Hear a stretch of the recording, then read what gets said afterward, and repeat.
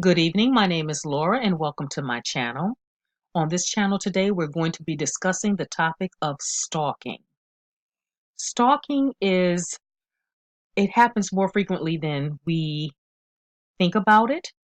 And there's a myth that it only happens to the rich and famous. But that's not true, my friend. Everyday, ordinary people experience stalking more than we care to realize. And so on today's video, we're going to talk about exactly what is stalking. We're going to discover if it's about love or if it's about excessive jealousy. And so I want to ask you, have you ever been stalked? And you'll probably say no.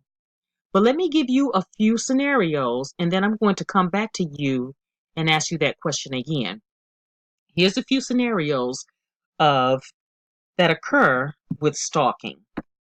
Okay, so you said that you've never been stalked. My friend, you've been stalked if you've ever had someone to show up at a place that you frequent without an invitation. Number two, if you've ever had a coworker in which they become an ex-lover, or you were married to this coworker and there's a divorce involved, and every time you're talking with someone of the opposite sex, this person is giving you all types of death glares and monitoring everyone that you interact with. They're watching you, they're pacing back and forth, they're trying to listen to the conversation, or they start to spread rumors that this person is the reason why that you broke up and you're no longer together. My friend, you've been stalked. Number two, Number three, if you start to receive strange phone calls on a regular basis, this may be from the same number or a different number, but the phone calls come around the same time of day, at the same time. They may come at night when you're sleeping. And what happens when you answer is that either you receive dead silence, the person hangs up, or all you hear on the other end is the person holding the phone and breathing. My friend, if that happens to you, you've been stalked before.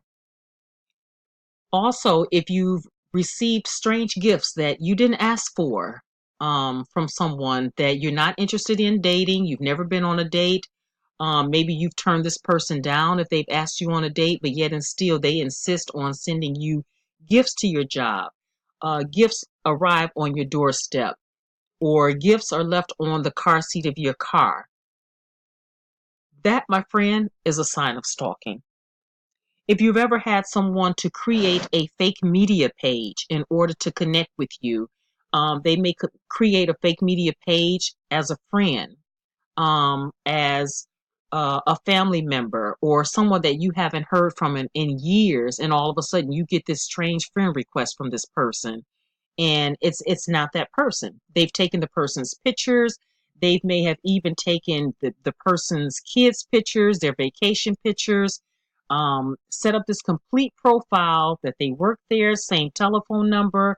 Everything is the same, but it's not that person. And all of this is done to gain access to your life as a friend in order to monitor your social media activities. In the dating world, they would call this catfishing, in which people set up fake profiles in order to become someone else to attract a lover, a date, a boyfriend, a girlfriend, or whatever. And it's not really that person. So it can be catfishing or stalking, depending on what it's used for. If it's used to obtain a date, then it's catfishing. If it's used just to monitor and to get to become a part of your social circle, then it's called stalking. Another form of stalking that we kind of gloss over and we overlook it. We may assign it a nosy neighbor. And this is when your neighbor tells you, I saw your boyfriend or your girlfriend's car. It was parked in your driveway late last night, and I noticed that they left at 3 a.m. Well, first of all, that's none of their business. Secondly, if you did notice something like that, what's the importance and what's the need that you felt to tell me that? So that is a form of stalking. We gloss over it, we call it a nosy neighbor, but that's a neighbor that has overstepped their boundaries. And if anyone ever tells you something like that, there's something a little bit more going on besides just being nosy.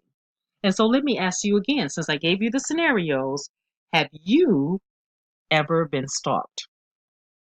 And so, what is stalking? We can look it up in the dictionary and we can get the professional definition of what stalking is.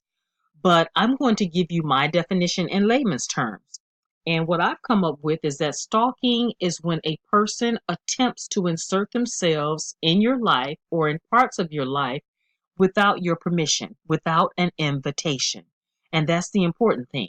Without an invitation, without permission, without your consent. This person insists on becoming, and they will force themselves into parts of your life without your consent. And so there are different types of stalking that occur every day that law enforcement they deal with on a regular basis. And there are three main types of stalking. It's the domestic stalking, number one, and that is stalking from a lover, ex-lover, husband, wife, or family member.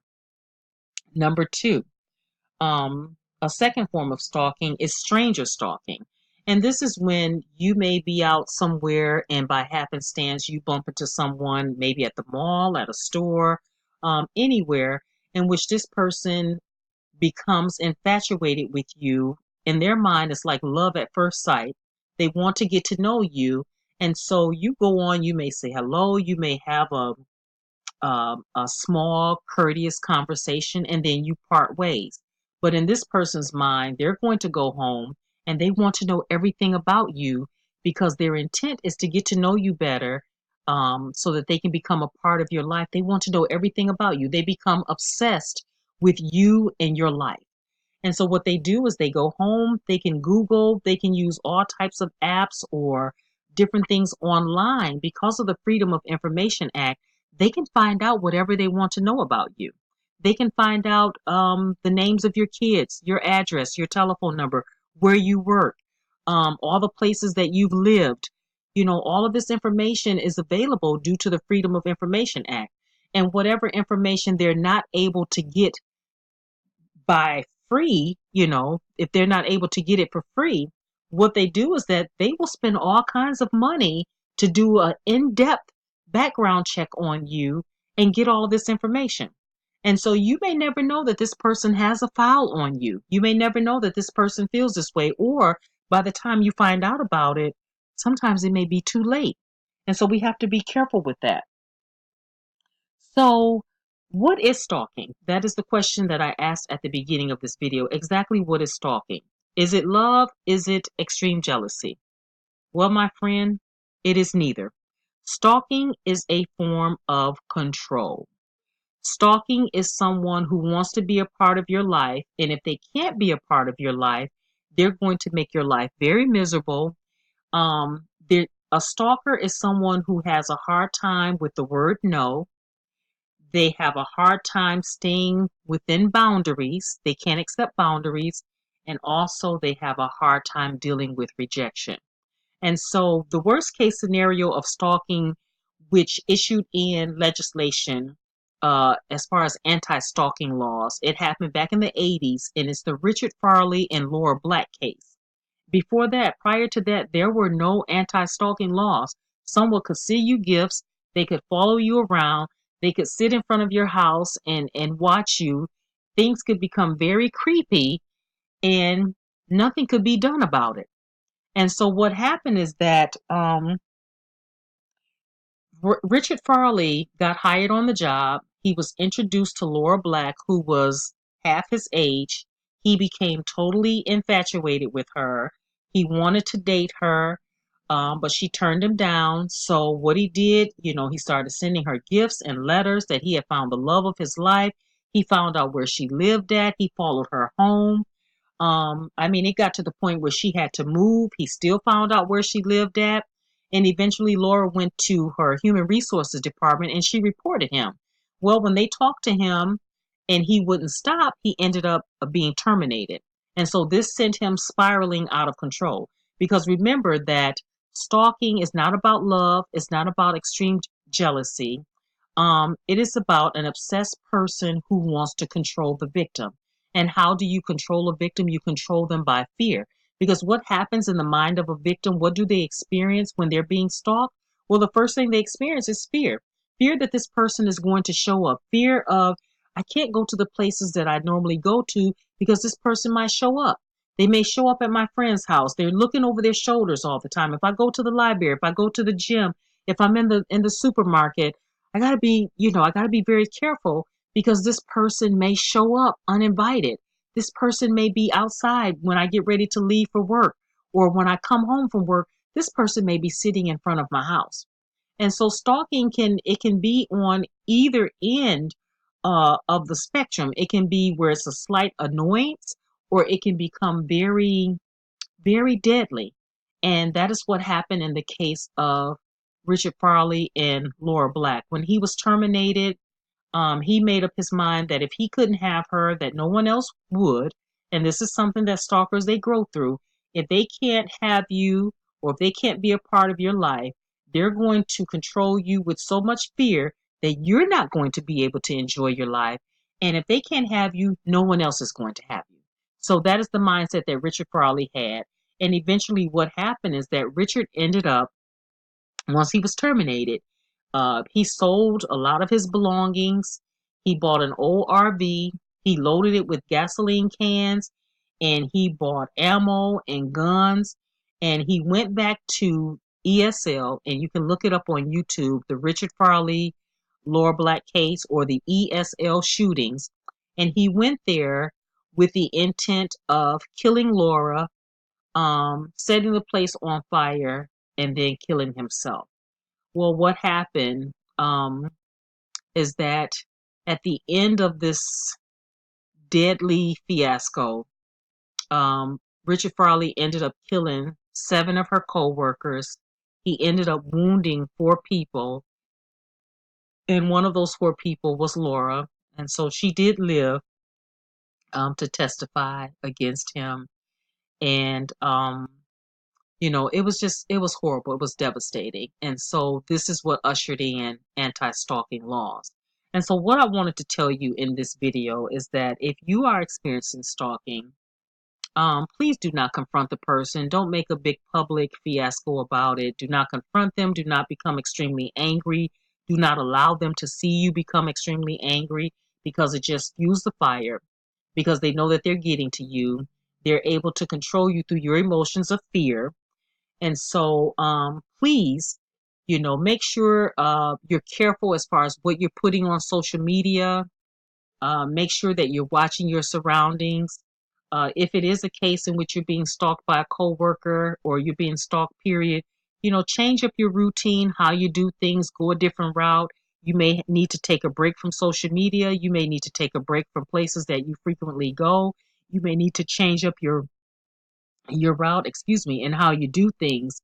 Um, Make sure that you do not try to handle this on your own. Report this to someone, report it to a friend, a family member, a neighbor. If it's happening at the workplace, make sure that you report it to your human resources department, which is exactly what Laura Black did. Excuse me. She didn't ask for any of this. There's nothing that she did in order to encourage this type of behavior. It was something that clicked inside of Richard Farley. So remember, if you're being stalked, there's nothing that you've done to encourage this behavior. Make sure that you report it to law enforcement.